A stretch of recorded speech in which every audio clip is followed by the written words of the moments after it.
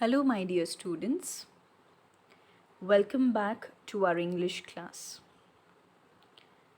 In today's English video, we shall study Unit 2.1 from A Railway Carriage by Robert Louis Stevenson. Robert Louis Stevenson was a Scottish writer. He was born in Edinburgh as a son to Thomas Stevenson and Margaret Isabella. He had literary interests even in childhood, so that he used to write stories in spite of his several diseases.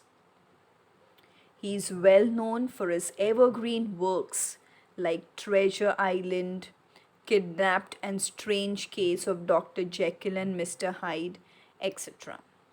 So let's study this poem from A Railway Carriage by Robert Louis Stevenson.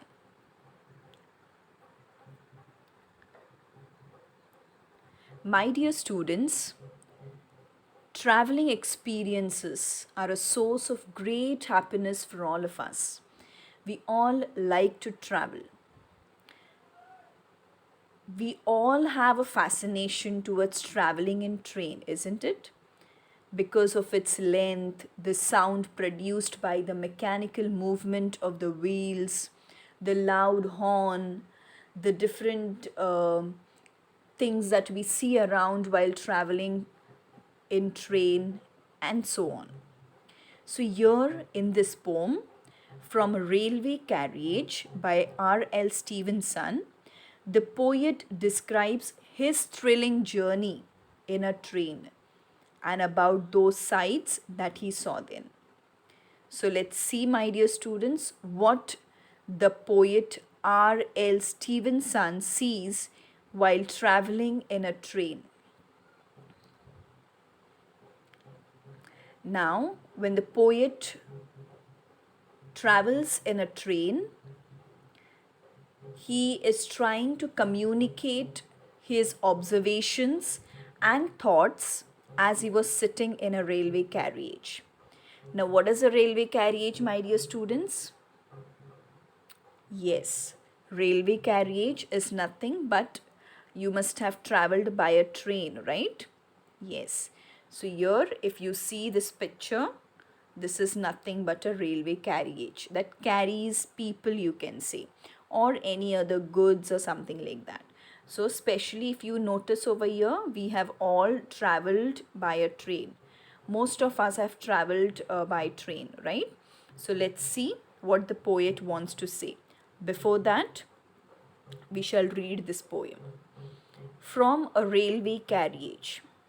Faster than fairies, faster than witches, bridges and houses, hedges and ditches, and charging along like troops in a battle, all through the meadows, the horses and cattle. All of the sides of the hill and the plain fly as thick as driving rain, and ever again, in the wink of an eye, painted stations whistle by. Here is a child who clambers and scrambles, all by himself in gathering brambles. Here is a tramp who stands and gazes, and there is the green for stringing the daisies. Here is a cart run away in the road, lumping along with man and load. And here is a mill and there is a river, each a glimpse and gone forever. By Robert Louis Stevenson. Let's see the very first stanza given in your textbook. Faster than fairies, faster than witches. If you notice here, my dear students, these are some of the pictures shown of fairies and witches. Now, how do a fairy look like? You all know what are fairies? Yes, fairies actually do not exist in reality, but they are an imaginary being with magical powers. You all must have seen them in movies, right? in the movies they show fairies, and you also get to see witches in the movies, right? That shows bad personality and good personality, right? So here if you see, how do fairies travel? If you notice, fairies, they do not come very slowly. They do not appear in front of you very slowly. But if you notice a fairy, she, you know within a quick movement, there's a quick movement between coming and going. Okay, so fairies, the witches, okay, they are compared over here to a railway carriage. So witches are nothing but a woman who practice black magic. Okay, so women who practice black magic, they are said to be on a bad personality side, bad side, and fairies are towards the good side. Okay, so here if you notice, the train or the railway carriage is compared to the fairies. What has been said? That the fairies faster than fairies, the train is, the railway carriage is faster than the fairies, and it is also faster than the witches. So here if you notice, there is a comparison being done between fairies and the train and witches and the train. Okay, bridges and houses, hedges and ditches. Now the train, as it rushes forward, okay, the poet notices, the poet sees there are different bridges and houses. If you all must have sat in a train, when you all sit in a train, what do you all observe outside the window? Okay, when you look carefully outside the window, you see so many different things outside. So the poet says that he sees bridges, he sees houses, hedges and ditches. Now what are hedges? You can see over here in the picture, the third picture, the fence made of shrub or bush. Okay, so this picture if you see over here, this is a picture of a hedge. Okay, and these are ditches. Okay, so a ditch is nothing but a narrow channel dug at the side of a road to hold water. So all these scenes he sees as he travels by a train.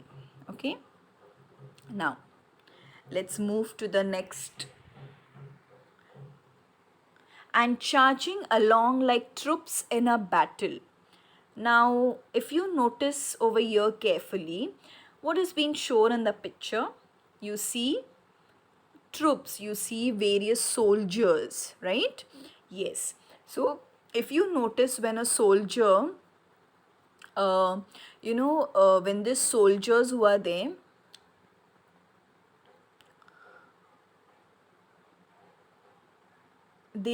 when they are attacking their enemies in the battlefield. How do they attack their enemies in the battlefield, students? Do they walk very slowly and they attack the enemies in the battlefield? No. Okay, but here, if you must have noticed in any of the movies, any historical movie where the soldiers are attacking the enemies in a battlefield, so here if you notice, in the same manner the poet has compared the railway carriage with the troops. Troops means soldiers. Okay, so how the troops attack the enemies in the battlefield, in the same manner, in the same speed, the railway carriage also moves. Okay, so this shows that the train rushes forward like the soldiers who are attacking their enemies. So here again comparison is made between the soldiers and the railway carriage, or the train you can say. All through the meadows, the horses and cattle. Now here if you notice, what are meadows? If you see the horses and the cattle, okay, so here the cattle is grazing over here. Okay, so the meadows are nothing but a grassy field where you find them grazing. Okay, they also want to eat something, no? So all of them, when they come together, Okay, they see. So the poet over here, while traveling by train, he sees horses grazing, the cows are grazing. Okay, so here he notices all these sights outside his compartment or the window, you can say. So if you notice here, students, whenever you're traveling by a train, whatever you see, you do not see it for 5 or 10 minutes. See, when the train stops at a particular station, or you can say at a particular in between somewhere, you are able to see that particular scene, what is happening outside the window, for a long as a train is standing over there, right? As long as the train is has stopped over there. But when the moving train, while you're in a moving train, you do not see all these scenes for 5 minutes or 10 minutes. Immediately the scenes disappear. Okay, you just get a glimpse of all these things. Okay, at within a second it just moves forward everything. So all these sides which are there, no, they move forward. You just get a glimpse of all these things. You are able to see only once everything. All of the sides of the hill and the plain. Now, all of the sides means a thing that one sees, or a beautiful, you can say the sides, as I said just now, the sides that you see outside the window of the compartment. So all the sides of hill and the plain, you see hill stations, certain times you see the hills, the plain area, all these are landforms that the poet has mentioned in the poem. Okay, so here he sees the hill and the plain were being crossed by the train as quick as one drop of rain falling following the other in a storm. So how do this scenes of hill and the plain cross? They cross like driving rain. Now you must have seen, now driving rain means here actually the rain doesn't drive. Okay, like we drive a car. Here it's not that driving. Here it means whenever we have storms, or whenever during rainy season, how does it rain? One drops, it doesn't fall in a slow motion, no, it's how quickly it keeps on falling. One after the other, the drops keeps on falling, right? So here driving rain means heavy or the blowing rain in a storm.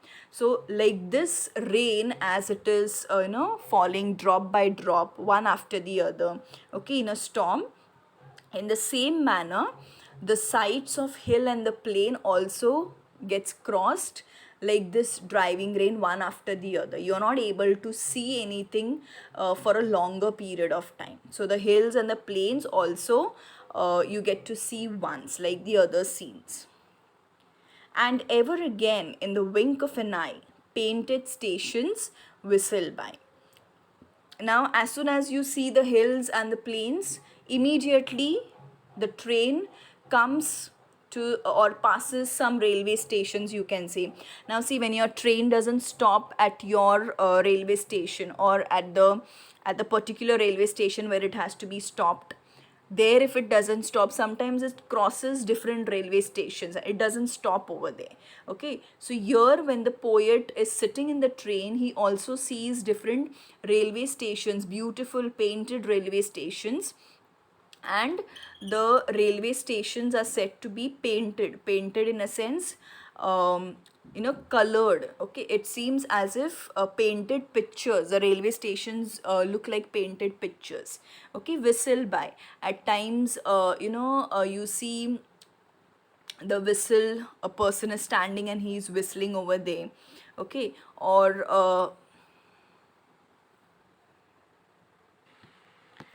so here the painted stations whistle by means, if you notice, the poet says that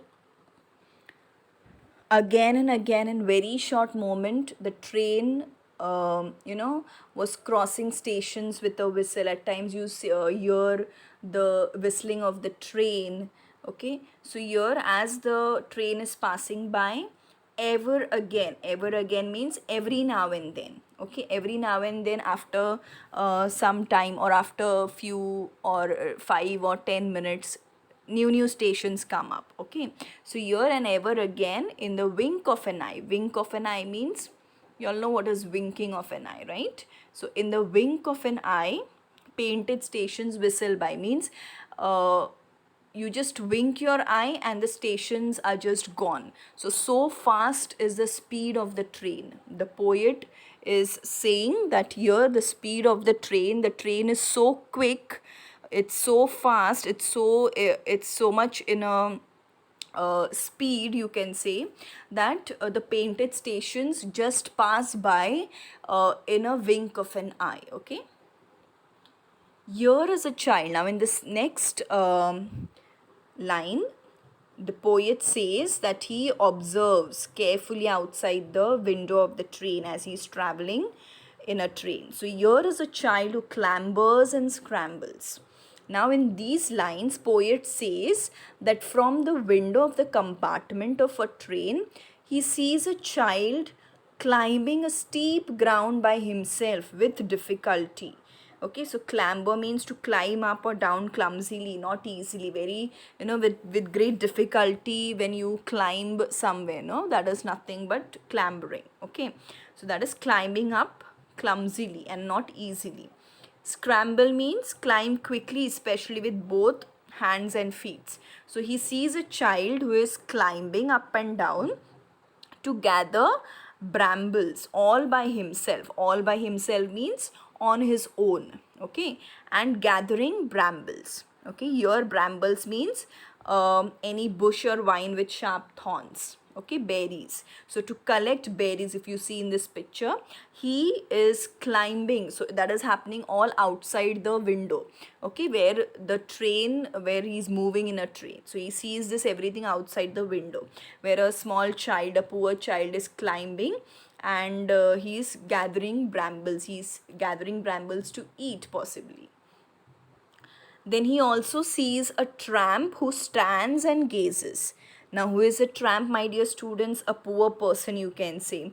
At times on the railway station, you see poor people, homeless people who do not have homes to stay anywhere, and so they, they lie down on the railway stations. They spend their time on the railway station. They keep on gazing means what? To stare, to look in one direction continuously. So if you see a poor person or a homeless person, he stands over there on the railway station, or might be somewhere else outside the platform. Okay, so there what he does, he or she, whoever it is, this person, homeless person or the poor person, he just keeps on staring in one direction. So that is, he also sees a tramp means a poor person who is without a home. Okay, so such people he gets to see while he's traveling in a train. Then, and there is the green for stringing the daisies. Okay, stringing the daisies means making a chain out of daisies. So he also sees some ladies in a common village. Now as the train is passing, obviously he sees different houses. Now houses, obviously there will be people who will be living there. So he sees different villages, he sees different houses. So just keep on imagining what all things you all see while you all are traveling in a train. Okay, so same things he also sees over there, and he's expressing it over here through this poem. So he sees common village where there is grassy land. Okay, and they these village ladies who were there, they were making garlands of daisy flowers. Okay, so these are daisy flowers over here. So they are sitting there and they are making nice daisy flower garlands. Okay, to sell, might be, or to put it for their own whatever it is, for any purpose. So to sell, might be, most probably. So they are making daisies, they are stringing the daisies, or are making a chain out of daisies. Okay, then in the next stanza, the poet says that here is a cart run away in the road, lumping along with man and load. So in the next line, as he is traveling, as a train is moving forward, forward quickly, he also sees a cart moving slowly in the middle of a highway. Okay, so he sees a cart. You all know what is a cart, like, you know what is a bullock cart. Okay, so we use different animals for a cart. So here he sees a cart run away in the road. So on the highway, as a train is moving, he sees a cart. Now on this cart he sees a man with a lot of load. So here if you see a cart, the cart driver who is there, he's sitting on top of the load. So such lumping along, lumping means to move heavily, okay. The cart is not moving very fast but slowly, okay, because obviously those animals also need energy to carry such heavy loads, right? So here this cart which is, it is moving very slowly, it is lumping along with man and load. So there is load also on top of it, and on top of that load the cart driver is also sitting. So this is also one thing that he sees. And there is a mill and there is a river, okay. So he also sees a mill. Now what is a mill? A building where a stream turns a wheel powers a big heavy machine for grinding grain. So if you see over here, this is a mill, okay. So this mill he sees over there. Then he sees a river next to it, okay. So this all sights he sees as he is traveling in the train. Each a glimpse and gone forever. So all these objects appeared and then disappeared so quickly that the poet looked at them for very brief time, very short time he looked at them, and they are now never to be seen again. Okay, so all these sights now again and again, once you return back home again, you will not get to see the same sights over there, right? So the poet says that each a glimpse means a quick look, quickly it disappears and gone forever. You are not able to see the sights again. Whatever you saw while you were traveling in the train, you will not get to see it again, okay. The stationary things, the things that are there like stations and all, you will get to see, but the cart that he saw, then he saw the horses grazing over there. So same horses will not wait for you to come back again over there, right? The things that were there like the landforms, hill and the plains, you can say, they will remain there. The mill, the river, you will get to see them again, but not the other things that he saw, like the child who was looking out for the berries over there, or the man who was sitting there, a tramp over there. So all these things he just got to see this, he got to see this only once, and he is not going to see it once again, okay. So this was about his thoughts and his experience that the poet has shared with us while he was traveling by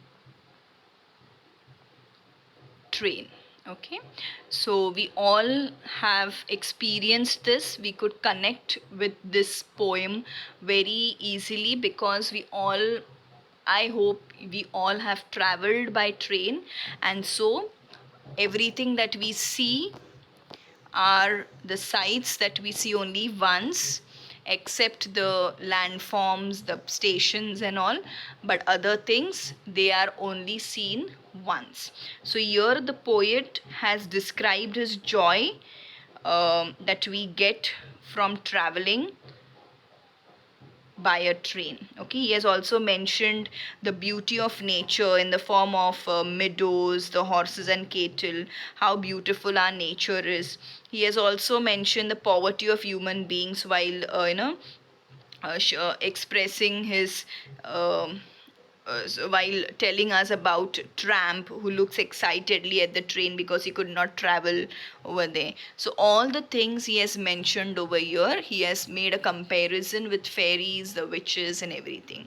So I hope this poem is clear to you all read the poem once again.